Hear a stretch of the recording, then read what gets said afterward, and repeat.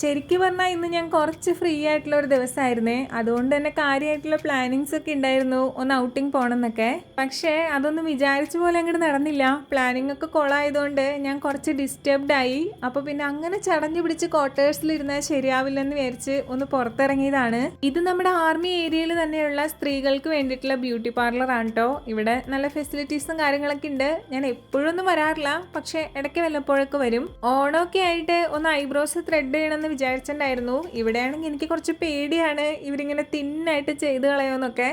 അതുകൊണ്ട് ഞാനിങ്ങനെ കുറേയൊക്കെ പറഞ്ഞ് ജസ്റ്റ് ഒന്ന് ഷേപ്പ് ചെയ്താൽ മതി എന്ന് പറഞ്ഞിട്ട് ഒന്ന് ജസ്റ്റ് ഷേപ്പ് ചെയ്ത് വന്നിട്ടുണ്ട്. അതിൻ്റെ ഇടയ്ക്ക് ഞാനൊരു ഫുഡ് മസാജും കൂടി എടുത്തായിരുന്നു.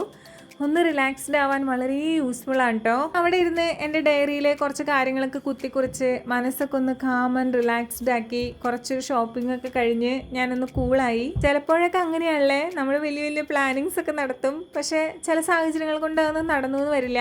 അപ്പോൾ പിന്നെ നമുക്ക് എന്താണോ അപ്പം ചെയ്ത് അതിനെ ഒന്ന് സെറ്റാക്കി എടുക്കാൻ പറ്റുക. അതൊരു കുഞ്ഞു കാര്യമാണെങ്കിലും നമുക്ക് ഇഷ്ടമുള്ള എന്തെങ്കിലുമൊക്കെ ചെയ്യാം. അപ്പം നമ്മളങ്ങോട്ട് ഓക്കെ ആയിക്കോളും. ഇവിടെ പിന്നെ പച്ചപ്പിനൊന്നും പഞ്ഞുമില്ലാത്തതുകൊണ്ട് നമ്മളൊന്ന് പുറത്തിറങ്ങുമ്പോഴേക്കും മൊത്തത്തിലൊരു റിഫ്രഷ്ഡ് ഫീലാണ്. അങ്ങനെ മൂഡ് ഔട്ടായിട്ട് വന്ന് ഞാൻ ഹാപ്പി ആയിട്ട് തിരിച്ചു പോയിട്ടോ.